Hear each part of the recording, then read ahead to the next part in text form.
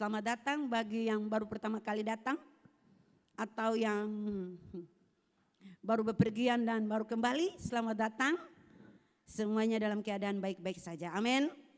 Katakan kiri kanan, Tuhan Yesus baik buat kita semua.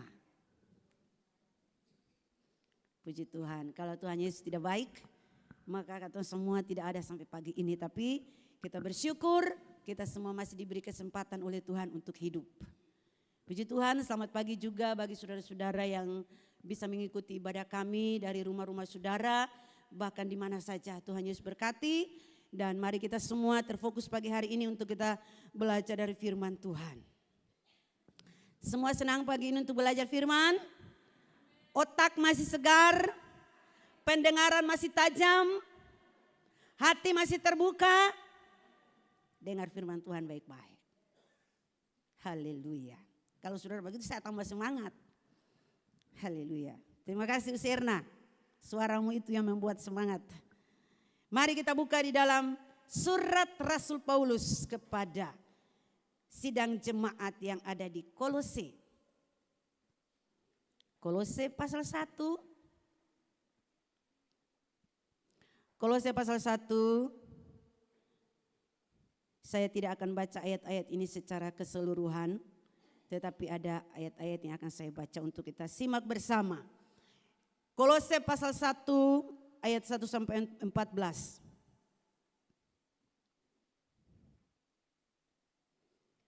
Firman Allah dengan topiknya yaitu ucapan syukur dan doa. Semua lihat di Alkitab saudara dan pasang telinga baik-baik.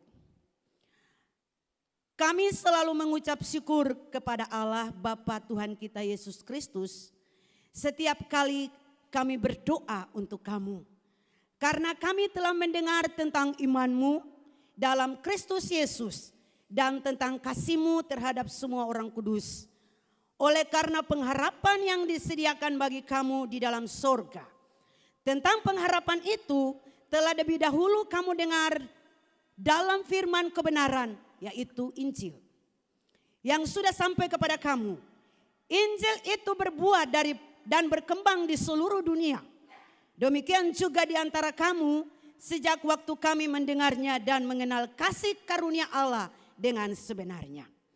Semuanya itu telah kamu ketahui dari Epafras, kawan pelayan yang kami kasihi, yang bagi kamu adalah pelayan Kristus yang setia.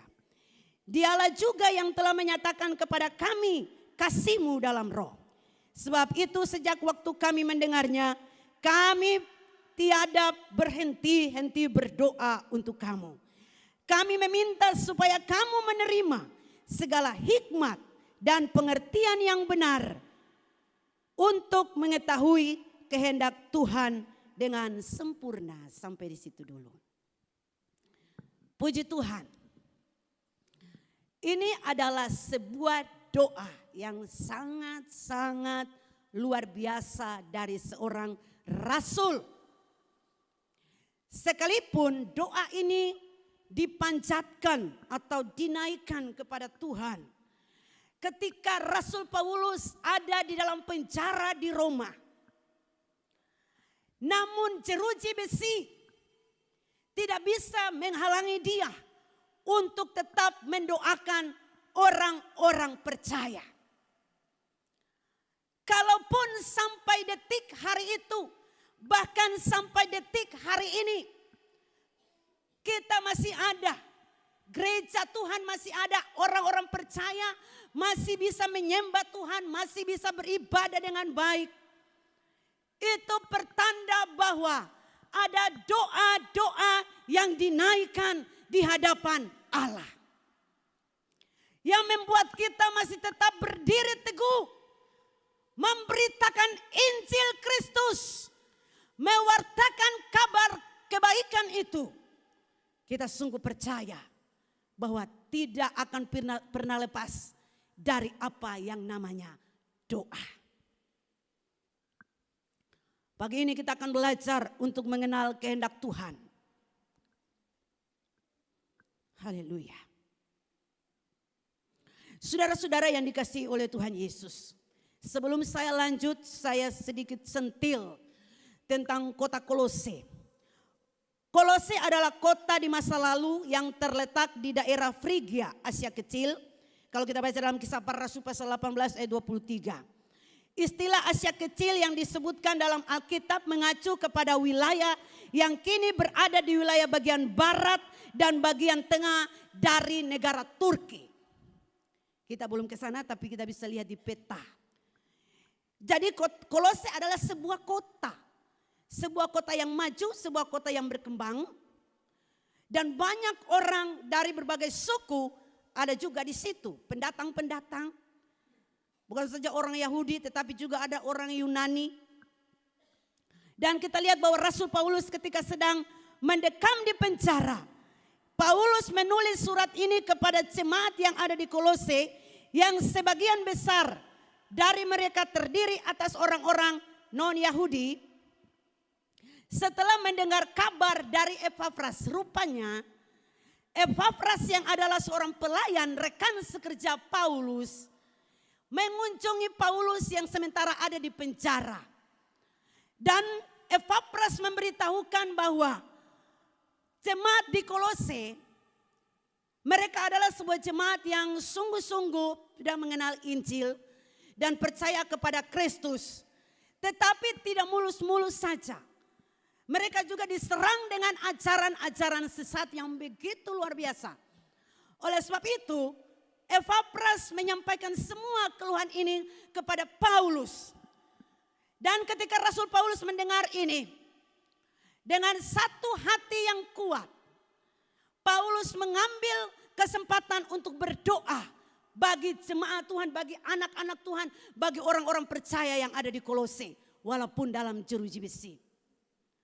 Dengan sungguh-sungguh dia berdoa. Karena Epafras mengatakan bahwa jemaat Tuhan yang ada di Kolose, mereka adalah orang-orang yang penuh kasih, hidup dalam iman, hidup takut kepada Tuhan. Tetapi tantangan itu selalu ada bagi mereka. Oleh sebab itu Paulus mengambil waktu untuk berdoa kepada mereka. Sekalipun di dalam penjara. Supaya mereka tetap kuat, tidak terkecoh dengan ajaran-ajaran yang mengacaukan kebenaran firman Tuhan. Hati Paulus pun terbeban untuk mendoakan mereka dan terdorong untuk menulis surat ini kepada mereka. Alkitab menyatakan bahwa Rasul Paulus dan rekan-rekan sepelayanannya bukan sesekali berdoa, satu atau dua kali. Tetapi firman Allah berkata di dalam firman ayat kita tadi, Kolose pasal 1 ayat yang ke-9a dan juga pasal 1 ayat yang ketiga, dikatakan bahwa tidak henti-henti berdoa untuk mereka. Berarti setiap waktu, setiap detik, setiap hari, Paulus selalu berdoa kepada orang-orang, anak-anak Tuhan, orang-orang percaya yang ada di Kolose. Ini kekuatan doa yang luar biasa. Ini jadi satu pelajaran berharga buat kita. Agar sekali-kali, sekalipun kita iring Tuhan, ada tantangan, ada kesulitan. Tetapi kita tahu persis bahwa kita punya kekuatan yang luar biasa hanya ada di dalam doa. Amin. Sampai hari ini saudara masih berdoa? Pagi hari? Siang hari? Malam hari? Haleluya. Anak-anak punya suara lebih besar dari orang tua. Jangan-jangan cuma mau makan saja berdoa. Tapi berdoa itu setiap waktu, tidak jemu-jemu kita berdoa. Artinya bahwa selama kita masih diberi nafas, kita masih diberi nafas untuk hidup, artinya bahwa kita juga punya kesempatan untuk selalu punya komunikasi dengan Tuhan. Kita harus terus terhubung dengan Tuhan, harus terus terkoneksi dengan Tuhan. Karena tanpa itu kita akan terputus hubungan. Dan kalau bisa dikatakan doa itu adalah nafas hidup, kalau nafas berhenti maka matilah kita. Di sini Rasul Paulus memberikan pelajaran berharga. Kita akan belajar untuk mengenal kehendak Tuhan. Apa inti doa Rasul Paulus bagi jemaat yang ada di Kolose? Yaitu supaya mereka menerima segala hikmat dan pengertian yang benar. Mereka menerima segala hikmat dan pengertian yang benar. Hikmat yang dimaksudkan di sini adalah hikmat Tuhan, bukan hikmat manusia. Katakan amin. Hikmat manusia itu terbatas. Tetapi hikmat Allah itu tidak pernah terbatas. Jadi Paulus mendoakan supaya jemaat Tuhan yang ada di Kolose, mereka mau menerima hikmat dan pengertian yang benar. Hikmat dan pengertian yang benar, yaitu mereka hidup sesuai dengan apa yang menjadi kehendak Tuhan bagi mereka. Saudara, kita sebagai orang percaya, kita harus berjalan dalam rel kehendak Tuhan. Amin. Berjalan dalam rel kehendak Tuhan, itu yang Tuhan mau bagi kita. Yang dimaksudkan untuk mengerti kehendak Tuhan adalah yang pertama, mengerti rahasia Injil. Mengerti kebenaran. Ini yang paling penting.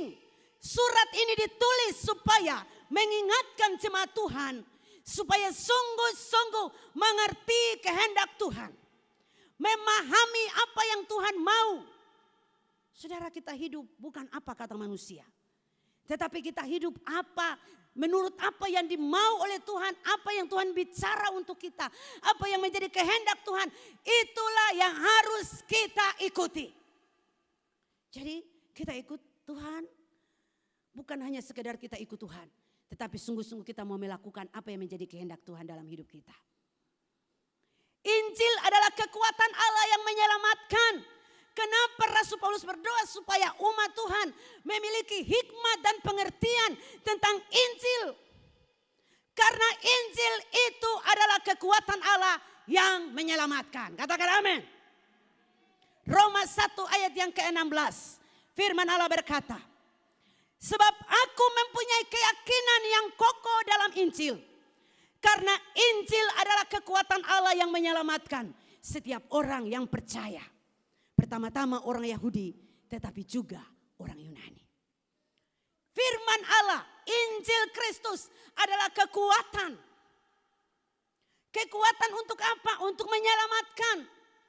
Kita yang percaya kepada Tuhan karena kita dengar Injil.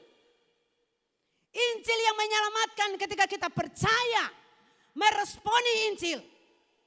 Maka Injil itu menjadi kekuatan kita. Rasul Paulus berkata, celakalah aku kalau aku tidak memberitakan Injil.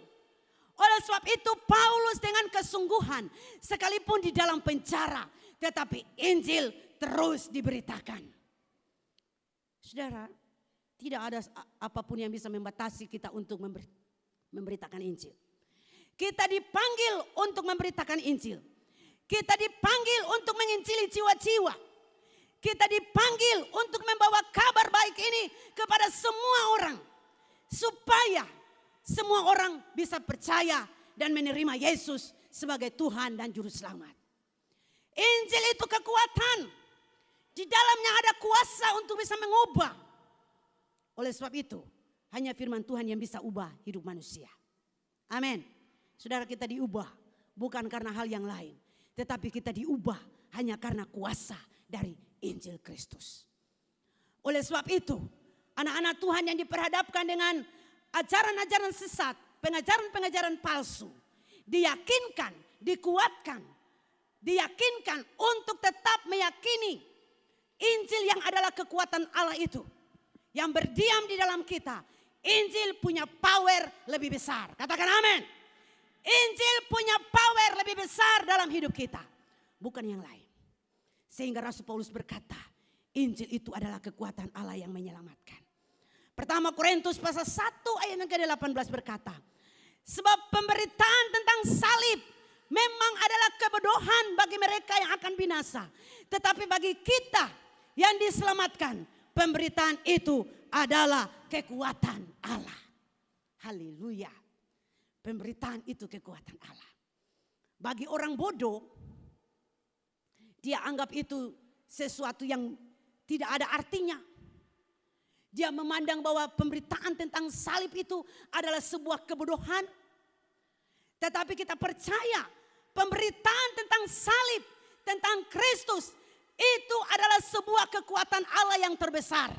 Untuk mengangkat kita, melepaskan kita dari kutuk dosa, membawa kita kepada sebuah kehidupan yang kekal bersama-sama dengan Kristus.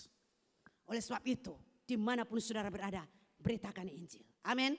Katakan kiri kanan, hey terus beritakan Injil. Jangan sudah rasa nyaman, sudah rasa aman, tidak mau beritakan Injil, tidak mau bersaksi, tidak mau mendoakan orang, tidak mau melayani orang. Kita diberikan tugas dan tanggung jawab untuk beritakan Injil. Beritakan Injil bukan hanya orang-orang tertentu, tetapi semua orang, amanat agung bagi semua orang, anak-anak Tuhan yang percaya kepada Kristus. Pergilah kamu ke seluruh dunia, beritakan Injil kepada segala makhluk. Ajari baptislah mereka dalam nama Bapa, Anak dan Roh Kudus. Aku menyertai kamu sampai kepada kesudahan alam. Berarti pemberitaan Injil selalu disertai dengan penyertaan Tuhan yang sempurna. Oleh sebab itu anak-anak Tuhan, kita yakin bahwa kita punya keberanian untuk memberitakan Injil, untuk bersaksi, untuk membawa jiwa bagi Tuhan. Haleluya. Mau bawa jiwa atau tidak? Halo, mau bawa jiwa atau tidak? Satu menang satu, ayo kita mulai bergerak. Kalau mau gereja ini penuh, kursi-kursi yang kosong ini, jangan cuma berdoa, Tuhan kirimlah jiwa-jiwa di kursi-kursi yang kosong. Kamu perintah-perintah Tuhan, kirim jiwa. Lalu kamu, tugas kamu apa? Kita ini harus pergi. Firman Tuhan bilang, pergilah kamu. Artinya bahwa kita harus melangkah. Haleluya. Kita harus melangkah, beritahu. Orang bagaimana bisa mendengar kalau kita tidak berbicara, kita tidak kasih tahu. Bagaimana mungkin orang bisa menerima, tahu tentang Yesus kalau kita tidak kasih tahu. Bagaimana mungkin orang bisa diselamatkan kalau kita sendiri tidak punya kesaksian bahwa kita sudah diselamatkan. Haleluya. Jangan bilang yang punya tugas itu hanya pendeta, hanya majelis gereja, hanya orang-orang khusus. Semua kita beritakan Injil. Saya mau lihat tahun ini satu menang satu. Bawa jiwa bagi Tuhan. Orang-orang tua, anak-anak muda, bawa jiwa bagi Tuhan. Saudara sudah punya banyak relasi. Bersaksi, cerita tentang Tuhan untuk dia. Muridkan orang lain, artinya kasih pengajaran, beritakan tentang Yesus. Jangan cuma cerita omong kosong. Orang Ambon bilang tukel. Apa tukel artinya apa? Tukang kewel. Kewel sepanjang hari. Lalu tidak pernah berbicara tentang Yesus. Memberitakan Injil. Menyatakan kasih Tuhan. Kebaikan Tuhan. Kita semua ini sudah pernah mengalami kebaikan Tuhan. Amin. Kebaikan Tuhan itu tidak pernah berhenti dari hidup kita. Oleh sebab itu, firman Tuhan mengajar kita pagi ini untuk kita tahu kehendak Tuhan untuk diri saya itu apa. Tuhan panggil saya, Tuhan tetapkan saya. Firman Allah katakan bahwa Tuhan sudah tentukan saya dari semula sebelum dunia ini diciptakan. Supaya kita bisa mengambil bagian di dalam apa yang menjadi rencana Tuhan untuk hidup kita. Apa yang menjadi kehendak Tuhan untuk hidup kita. Karena kita hidup bukan untuk diri kita sendiri. Tetapi kita hidup untuk banyak orang. Katakan amin. Haleluya, kita hidup untuk banyak orang. Bayangkan seorang Paulus. Kalau dia hanya mementingkan diri. Tidak mungkin dia susah-susah. Tetapi karena Paulus tahu. Paulus ada dalam rencana Tuhan. Dia dipanggil, dia ditangkap. Di pintu Damsik itu. Bagaimana cara Allah bisa mengubah dia. Perjumpaan dia dengan Tuhan menjadi merupakan titik balik kehidupannya. Mengubah kehidupannya. Standar kehidupan yang dia anggap itu sudah paling luar biasa. Tetapi di pandangan Tuhan, ketika Paulus menerima Yesus, dia katakan bahwa semua kebanggaan itu adalah sampah. Lupakan semua. Kadang-kadang kita merasa bahwa semua yang kita punya adalah kebanggaan kita. Semua yang kita sudah lakukan adalah kebanggaan. Adalah prestasi yang luar biasa. Tetapi kalau di luar Tuhan, semuanya sia-sia. Oleh sebab itu, mari kita tangkap apa yang menjadi rencana Tuhan, kehendak Tuhan bagi gerejanya di akhir zaman ini. Karena kita tahu waktunya sudah sangat singkat. Tidak ada banyak waktu. Ini adalah waktunya. Kalau 2 minggu lalu kita sudah belajar tentang detik-detik di mana Tuhan Yesus akan kembali. Pada kali yang kedua, mempersiapkan gereja Tuhan, orang-orang percaya harus siap untuk menantikan kedatangan Yesus. Berjaga-jaga dalam doa. Bukan saja hati kita syarat dengan firman, tetapi dikatakan dalam firman Allah bahwa kita harus berjaga-jaga di dalam doa kita setiap waktu. Sehingga Tuhan Yesus pernah berkata kepada murid-murid di Getsemani, "Hei, apakah kamu tidak bisa berjaga-jaga dengan aku 1 jam saja?" Ini adalah kekuatan doa. 1 jam saja. Apa yang terjadi? Iblis bisa mengambil kesempatan yang luar biasa. Ketika murid-murid lalai, hanya ketika Yesus berkata, "Apakah kamu tidak sanggup berjaga-jaga dengan aku 1 jam saja?" Seorang Rasul Paulus masih tetap berdoa. Dia masih bisa merasakan beban yang sangat luar biasa berat kepada jiwa-jiwa, kepada orang-orang. Oleh sebab itu, mari saudara, kita ambil bagian ini.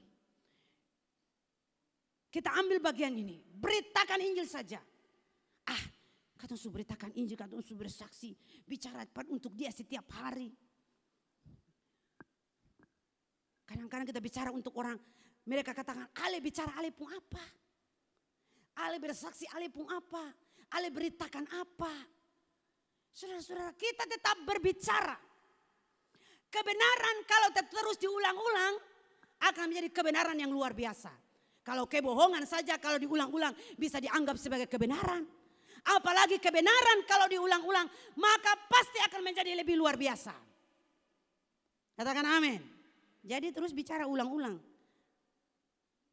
Musa, saudara tahu bahwa Tuhan katakan, "Hei, kasih tahu untuk umatku itu bicara ulang-ulang. Bukan hanya 1 kali, bicara ulang-ulang setiap waktu. Di saat engkau makan, di saat engkau berbaring, di saat engkau ada di jalan, engkau ada di mana saja. Bicara. Bicara itu ulang-ulang bagi anak-anakmu, bagi orang-orang yang ada di sekitarmu, bagi siapa saja. Bicara ulang-ulang." Kadang-kadang kalau kita bicara orang bosan dengan kita. Tetapi kita masih berbicara. Amin. Kadang-kadang kalau bicara untuk suami di rumah yang pemalas ibadah. Ketum bicara 1-2 kali dia sudah perang mulut dengan kita. Tapi tidak perlu stop untuk bicara. Halo ibu-ibu. Sampai hari ini kalau pai tua belum injak kaki di gereja. Ternyata masih ada suami-suami yang belum injak kaki. Sekalipun di gereja, bayangkan saudara. Saudara mau tunggu sampai kapan? Sampai sangkakala berbunyi, sudah terlambat. Ini waktu. Anak-anak pulang bilang, "Papa, katompi ibadah, papa cari Tuhan." Sekarang ini anak-anak punya peranan luar biasa. Anak-anak lebih cerdas dari orang tua. "Papa, katompi gereja." Papa bilang, anak kecil ini. Ada kecil tuh diam di situ. Anak-anak itu mereka tidak mau tahu. "Papa, katompi gereja." Yang pemalas ibadah. Katong ke gereja. Papa bilang belum ada baju. Lah itu mama sustrika baju sugantong, cuma tinggal ambil pakai. Kemeja neces menyala atau kalau ada sepatu juga sandal jadi masalah. Di gereja ini tidak tuntut harus pakai sepatu yang super mahal. Amin. Datang dengan sandal saja, tidak ada orang yang usir saudara keluar dari sini. Atau ada yang pernah diusir karena datang dengan sandal? Ada, saudara. Datang saja. Datang di gereja itu jangan pikir-pikir beta pakai baju apa, beta pakai sandal apa, beta pakai sepatu apa. Nanti di sana orang lihat, di setiap minggu cuma dengan sepatu itu saja. Padahal orang tidak punya perasaan berkata bahwa dia dengan sepatu, hanya di perasaan sendiri yang bilang, beta bosan dia bebu sepatu ini. Padahal orang lain tidak pernah bosan dengan dia. Amin. Oleh sebab itu datang ke ibadah itu jangan pikir-pikir mau bikin apa. Yang tahu persis katong datang ke ibadah itu untuk berjumpa dengan Tuhan. Katakan amin. Berjumpa dengan Tuhan. Yaitu apa? Memuji dia, menyembah dia. Tuh. Bicara dengan Tuhan. Lalu ada waktu Tuhan bicara kepada kita, itu firman Tuhan yang beta sampaikan ini. Jadi waktu penyembahan pujian tadi, itu katong berbicara kepada Tuhan. Lalu yang saudara dengar beta bicara ini, saudara tahu ini bahwa Tuhan yang bicara buat saudara. Jadi kalau sudah bicara per Tuhan, kasih kesempatan lain per Tuhan bicara. Halo, yang waktu Tuhan mau bicara mengantuk luar biasa, saya harapnya ada mengantuk di belakang. Kalau yang merasa dirinya suka mengantuk, duduk di depan, duduk dekat beta situ. Karena beta sudah tahu yang suka mengantuk itu lebih baik duduk di depan. Kalau duduk di belakang tambah mengantuk. Duduk di depan supaya mata tetap menyala, lihat di depan. Amin. Supaya firman Tuhan itu masuk plong-plong, lolong-lolong dalam pikiran, otak dan hati. Yang waktu dengar di sini sama dengan talingan tacu, tahu talingan tacu pun talingan. Balobang luar dan dalam balobang, jadi waktu dengar hilang. Pulang tanya ibu pendeta khotbah tadi tentang apa? Tahu akang lah besen tahu. Cuma antu bilang apa tuh? Paulus apa? Langsung tahu. Beta harap ingat itu firman. Firman Tuhan ini ditulis di mana tahu. Firman Tuhan ini ditulis di mana harus saudara tahu. Surat ini ditulis di mana harus saudara tahu. Lalu ditujukan kepada siapa saudara harus tahu. Kenapa surat ini ditulis saudara harus tahu. Jangan orang tanya bodoh-bodoh tertahu jawab. Nih kalau dengar firman Tuhan itu pendeta di sini bataria tuh dengar baik-baik. Lalu simpan. Anggap saja di sini bukan beta yang berteriak, anggap saja Tuhan yang berteriak buat saudara. Yang Tuhan mau kita lakukan kehendak Tuhan. Tuhan panggil kita. Firman Allah berkata, Tuhan panggil kita supaya kita hidup berpadanan dengan Injil. Kalau berpadanan atau sejajar, seimbang, sebanding dengan Injil, maka Injil itu harus menjadi pegangan kita dan diberitakan kepada orang lain. Jangan sampai cuma mama datang gereja dengar firman Tuhan setiap hari, sempurna pulang kasih tahu untuk bapak-bapak di rumah. Atau baik atau ibadah hari Minggu, mari bikin sesuatu yang baik, bikin sesuatu yang romantis begitu kah? Tuh, kan saudara lebih paham, saudara punya suami itu sifatnya, maunya seperti apa. Atau istrimu atau anak-anakmu, saudara lebih tahu, lebih paham modelnya seperti apa. Anak-anak sekarang kalau kita dengan kasar, dia lebih kasar. Anak-anak sekarang kita ambil dengan halus saja, kita bicara baik-baik saja. Kalau kita suara besar, mereka juga punya suara besar. Kalau kita mau bilang pergi ke gereja, Bapak juga pernah pergi ke gereja, suruh-suruh beta ke gereja. Nah itu. Jadi kalau model bapak-bapak yang tidak pernah ke gereja, jangan sekali-kali suruh anak-anak ke gereja. Nanti anak-anak balik bilang untuk bapak saja yang pernah gereja. Kalau mama boleh, kalau mama bilang pasti beta ikut. Karena yang lihat mama-mama lebih setia. Haleluya. Bapak-bapak jangan tersinggung ya. Tapi harap bapak-bapak semakin setia. Tahun ini kita akan bikin pergerakan baru tentang kaum bapak.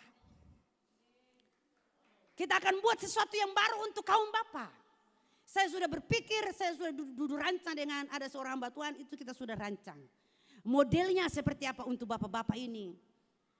Kita tidak datang memuji Tuhan ibadah secara formal, tidak. Mereka punya gaya tersendiri. Sudah tahu bapak-bapak itu mereka seperti apa? Katong pi bakar-bakar ikan, katong sharing di pantai, katong minum kopi, itu gaya mereka. Nanti kita akan buat. Tahun ini kegerakan untuk semua bapak-bapak bergerak dalam Tuhan. Dan kita percaya kalau bapak-bapak bergerak itu rumah tangga menyala. Amin. Kalau bapak-bapak bergerak rumah tangga menyala. Kalau bapak-bapak tak sembah gerak rumah tangga menyala. Haleluya. Bapak-bapak, amin, mau melakukan? Pasti mau. Kau bapak-bapak bilang di rumah kopi asap pasti mau. Mau di pantai bakar-bakar ikan siapa sih mau. Kita akan bikin satu gaya yang berbeda untuk bapak-bapak di tahun ini. Haleluya. Bukan saya bapak-bapak, kalau anak muda mau ikut juga yang laki-laki terserah. Luar biasa. Jadi mari kita dalam pergerakan ini, karena Tuhan panggil kita untuk melakukan kehendak Tuhan. Amin. Tuhan panggil kita untuk lakukan apa yang Tuhan mau. Bukan apa yang dunia sana mau. Kalau saudara hidup di dunia ini, apa yang dunia bilang saudara mau ikut. Apa yang ada di tempat kerja saudara, saudara ikuti. Di dunia kerja saudara, saudara ikuti. Saudara lakukan apa saja. Tapi ingat bahwa Tuhan panggil kita untuk terlebih lagi. Untuk melakukan apa yang Tuhan mau untuk kita lakukan. Kehendaknya itu buat kita. Karena kita dipanggil untuk menyenangkan Tuhan, bukan manusia. Paulus pernah ulang-ulang bilang, Paulus dipanggil, dia dipanggil untuk menyenangkan Tuhan, bukan untuk menyenangkan manusia. Katakan kiri kanan, kau dipanggil untuk menyenangkan Tuhan. Bilang untuk anakmu, temanmu, kalau yang masih jauh-jauh, kode dari jauh saja. Kamu dipanggil untuk melakukan rencana Tuhan. Rencana Tuhan dalam hidup kita itu banyak sekali. Salah satunya yang paling istimewa itu beritakan Injil. Bersaksi melayani, berdoa kepada orang-orang yang perlu didoakan. Ya. Kalau orang yang perlu didoakan, saudara berdoa untuk dia. Jangan saudara diminta, Oma tolong berdoa Pak Beta dulu. Mami tolong berdoa Pak Beta dulu. Mami bilang, Ale berdoa sendiri saja, Ale orang Kristen toh. Mami harus berdoa untuk dia. Kalau dia perlu sesuatu, harus tolong dia. Karena kita dipanggil melakukan kehendak Tuhan. Kalau setan itu datang hanya untuk mau menghancurkan, bikin kacau balau. Tetapi Yesus datang supaya saya dan saudara kita diberi kelimpahan hati untuk bisa melakukan apa yang Tuhan mau. Melakukan kehendak Tuhan. Memberitakan Injil. Karena ini adalah sebuah panggilan yang sangat-sangat luar biasa bagi orang-orang percaya. Ada satu ayat dalam firman Tuhan. Kalau saya katakan tadi, kalau saudara beritakan Injil, banyak orang yang tidak mau terima. Banyak orang yang katakan, tolak kita dan sebagainya. Firman Allah menjawab begini. Dalam 2 Korintus pasal 4 ayat 3 dan ayat 4 berkata begini. Jika Injil yang kami beritakan masih tertutup juga, maka ia tertutup untuk mereka yang akan binasa. Ingat ini baik saudara. Kita punya tugas beritakan.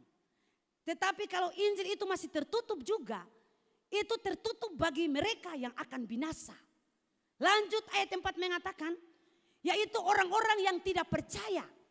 Yang pikirannya telah dibutakan oleh ilah zaman ini.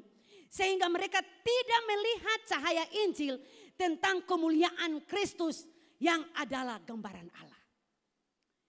Jadi ketika Injil diberitakan, setan juga tidak tinggal diam.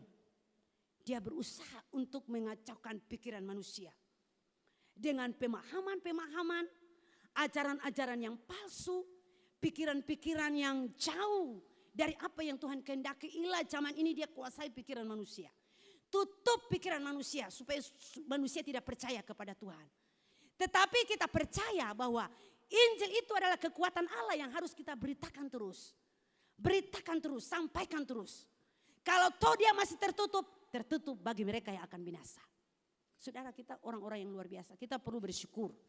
Karena kita ini sudah ditetapkan dari semula. Kalau kita bayangkan betapa luar biasa kebaikan Tuhan dan rencana Tuhan, rancangan Tuhan untuk kita. Bayangkan sampai detik ini Tuhan masih punya rencana. Bahkan firman Tuhan bilang yang jauh-jauh itu lebih dekat, jauh dekat. Artinya bahwa kita yang masih jauh dianggap jauh, Tuhan panggil untuk kita dekat dengan Dia. Dan ini satu bagian yang luar biasa yang harus kita syukuri. Bahwa Tuhan menetapkan kita, tentukan kita dari semula sebelum dunia ini ada. Tuhan sudah tahu, hey Mary Tanjung, kamu akan menjadi bagianku. Kamu adalah anakku yang aku sudah pilih, aku sudah tetapkan. Jadi Tuhan sudah tetapkan kita dari semula. Oleh sebab itu iblis tidak tinggal diam. Kenapa dia harus cari cara untuk menghancurkan manusia ketika Adam dan Hawa ada di Taman Eden? Padahal semuanya Tuhan lakukan itu, perbuatan Tuhan yang ajaib, yang luar biasa. Mereka ada di dalam kemuliaannya Tuhan, tetapi setan dia berusaha untuk masuk dan menghancurkan Adam dan Hawa. Namun kita bersyukur Tuhan punya rancangan yang paling mulia atas kita sebagai orang-orang yang percaya.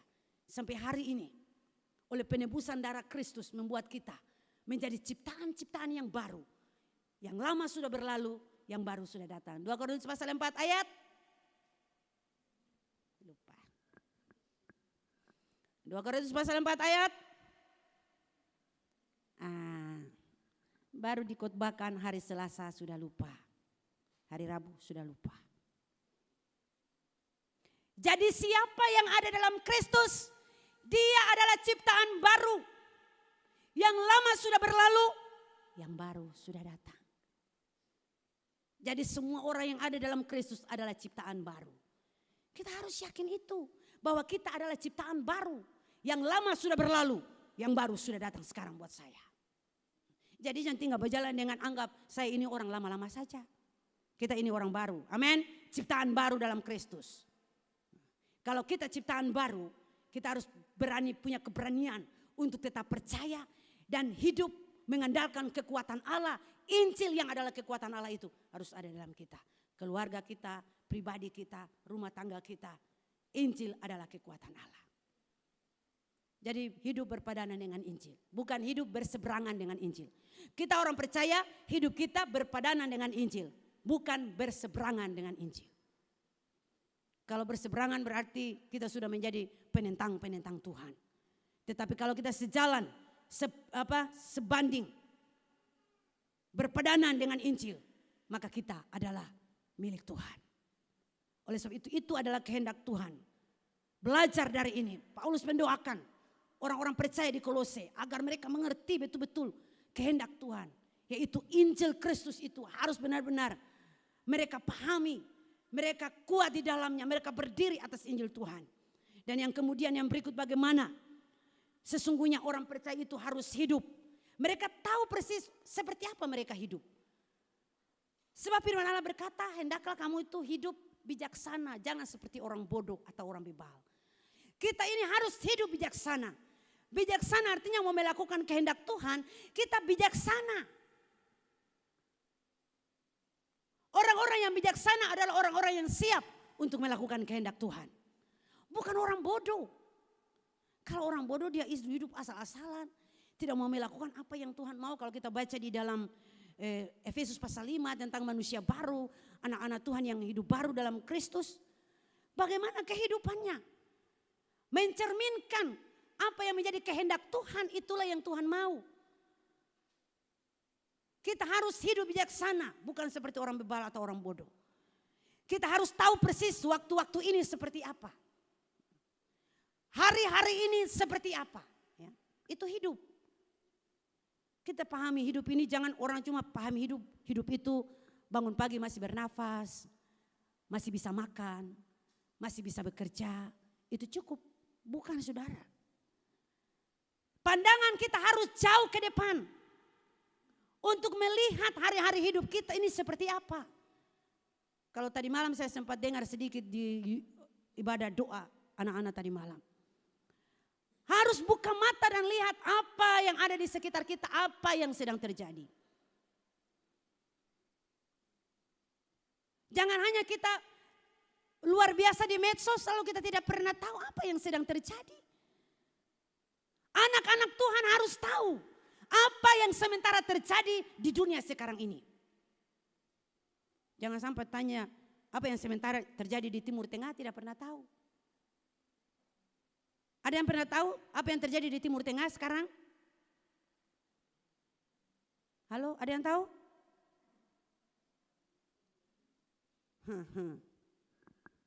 Dan cuma ada yang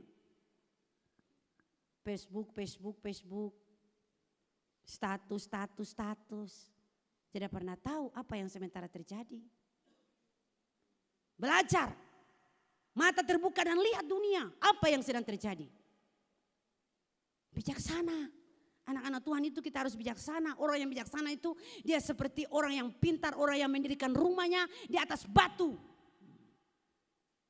Bukan orang bodoh. Orang bodoh bangun hidup di pasir. Kita ini bangun hidup harus di atas batu karena yang kuat. Amin. Kalau orang bodoh, masa bodoh saja. Bangun hidup di atas, asal-asalan saja di atas abu bisa. Di atas pasir, apalagi. Bangun hidup di atas dasar batu karang.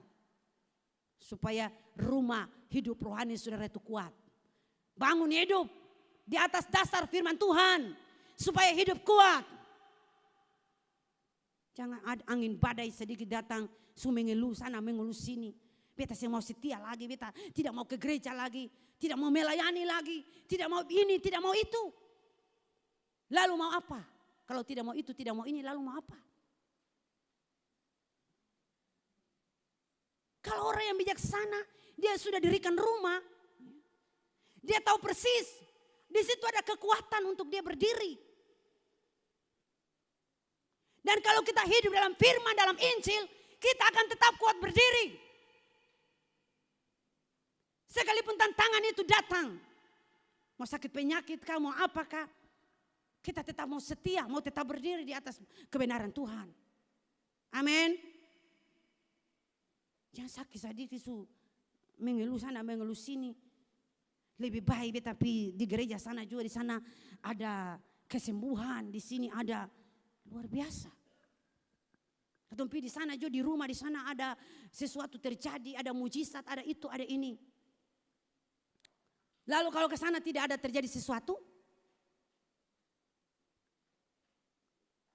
orang-orang sekarang ingin mau cari mujizat.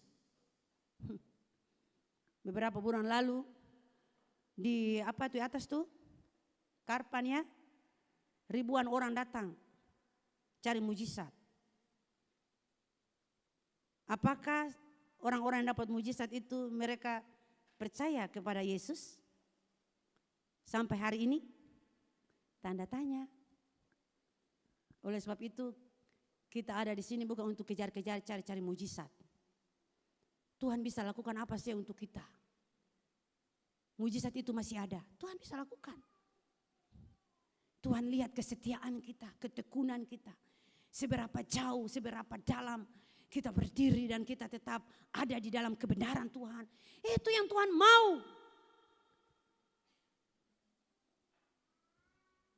Itu yang Tuhan mau. Itu yang menjadi kehendak Tuhan. Penegasan Rasul Paulus apa yang menjadi kehendak Tuhan bagi orang-orang Kolose, yaitu supaya mereka tahu sesungguhnya mereka harus percaya dan mempercayai bahwa Tuhan masih ada bersama mereka dan hidup mereka harus sungguh-sungguh dipahami bahwa ini hidup yang harus hidup dalam bijaksana. Itu penting.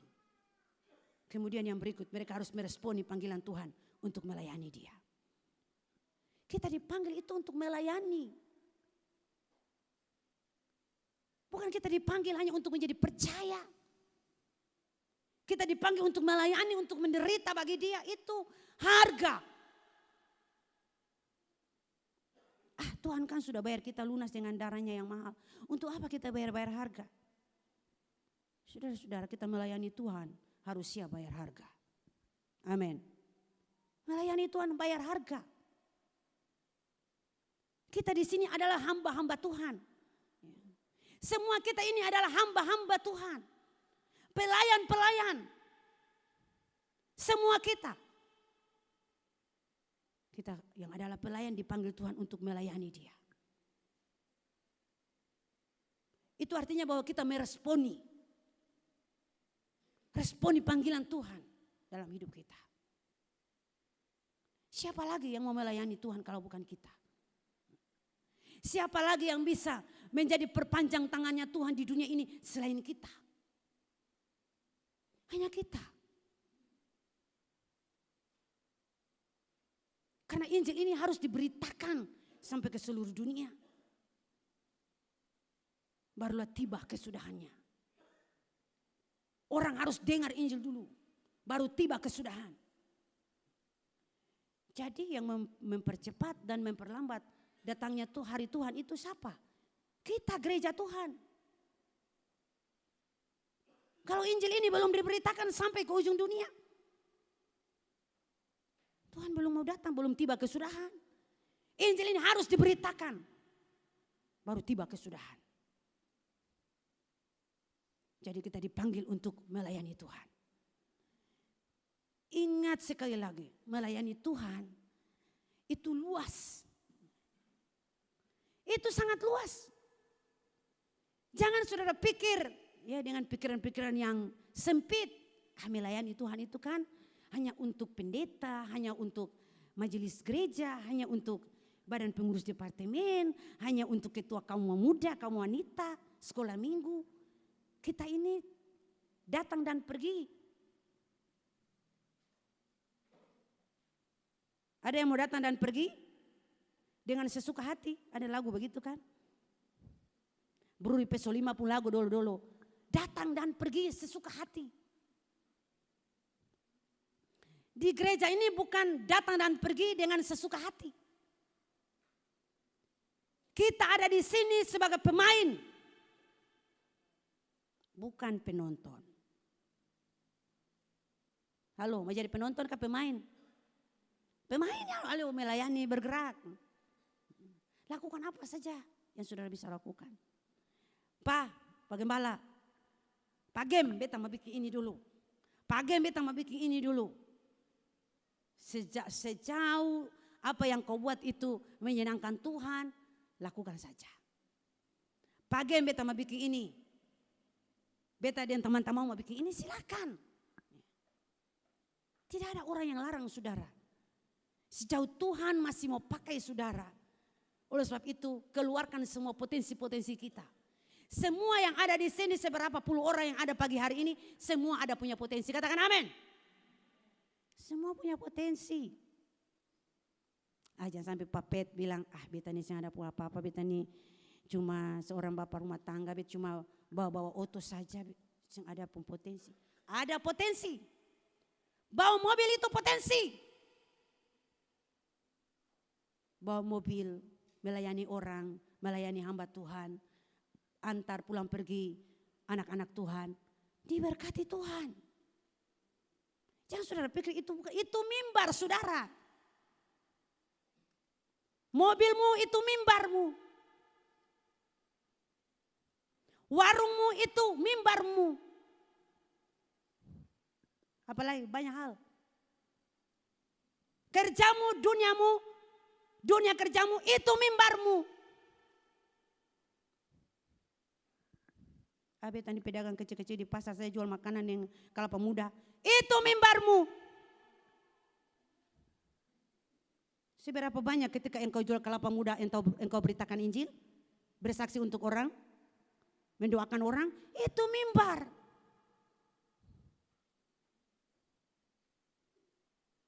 Kalau engkau berbisnis, engkau punya usaha, itu mimbarmu.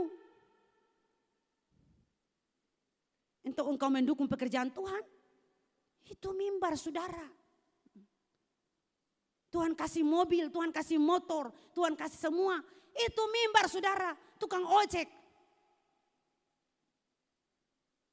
bawa ojek, kawan Ale mau kemana nih? Mau ke gereja dulu. Sekali-sekali ke gereja kah? Pukul dia pembahu di belakang. Sekali-sekali Ale ke gereja. Itu mimbar. Jadi kalau ada punya mobil yang suka skakar-skakar, pelit-pelit semua kasih orang jemaat Tuhan pindah di mobil itu. Hei, itu Tuhan punya, itu berkat Tuhan. Jadi jangan sombong.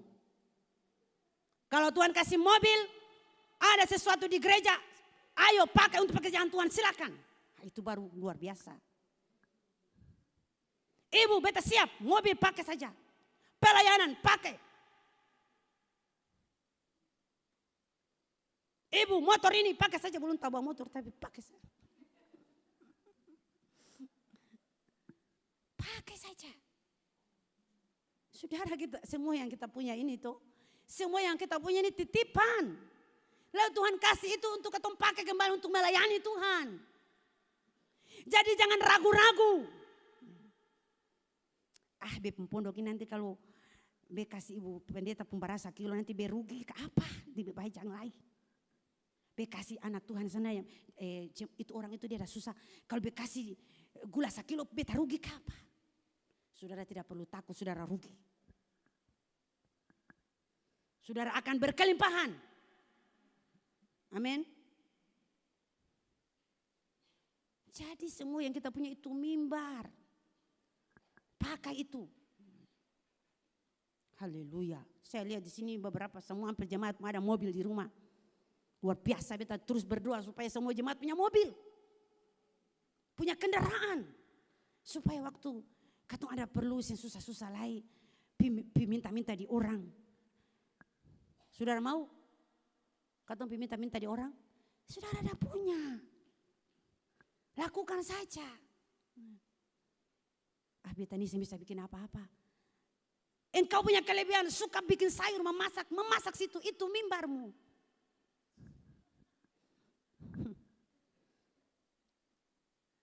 Beta ini tuh hanya setiap hari jual ikan setiap hari. Sampai besok ikan arang begini jual ikan terus. Itu mimbarmu. Jual ikan, orang lain tawar. Mama nih ikan sekor berapa nih? Mama dia mulai. Itu mimbar. Katakan amin. Haleluya. Jadi mari saudara, kita tahu persis bahwa dalam hal sekecil apapun kita tahu kita ada dalam rencana Tuhan. Tim worship boleh ada di depan. Sementara saya lanjut berbicara sedikit. Jadi kita tahu persis bahwa dimanapun kita ada, dimanapun dalam posisi, dalam keadaan apapun, kita tahu persis kita ini dipanggil oleh Tuhan dan Tuhan masih punya rencana dengan kita. Selama saudara masih bernapas. Kecuali saudara tidak ada punya nafas. Tapi kalau masih bernapas, pakai itu. Beta ini yang ada pun kemampuan, beta ada pun kelebihan. Kalau itu, antum boleh suka banyak bicara, fasilida dan sebagainya. Ada yang lain di dalam saudara yang Tuhan taruh. Jadi kita ini punya potensi masing-masing. Tidak ada yang bilang, beta tidak bisa bikin apa-apa. Pasti bisa bikin apa-apa. Kenapa Tuhan kasih 5, 2 dan 1 talenta? Tuhan tahu. Ini kapasitasmu apa? 5 bisa kau perlebakan jadi 10. Lalu yang 2 bisa perlebakan lagi jadi berapa? 5. Yang 1 karena dia anggap bahwa 1 ini cuma 1. Saya mampu sih bisa bikin apa-apa cuma 1 nih. Karena kebodohannya, kemalasannya, dia kubur itu. Lalu Tuhan itu datang, Tuhan murka. Dia Tuhan katakan sudah pemalas juga jahat lagi. Jadi 2, pemalas dan jahat. Coba kalau dia perlebakan, pasti bertambah. Jadi kita semua jangan anggap saudara tidak bisa bikin apa-apa. Mungkin saudara seorang supir mobil, Tuhan pakai saudara. Saudara saya lihat di mana-mana anak-anak Tuhan yang cinta Tuhan. Ini semua dia dengar baik-baik sini. Semua yang cinta Tuhan, apapun yang dia punya, yang masih kecil sekalipun, di saat dia lakukan dengan tekun dan setia, Tuhan memberkati dia dengan luar biasa. Jangan luar biasa. Jangan engkau berkata, engkau hanya bisa bikin ini. Tetap ingat 1 talenta itu kau perlebakan akan menjadi lebih.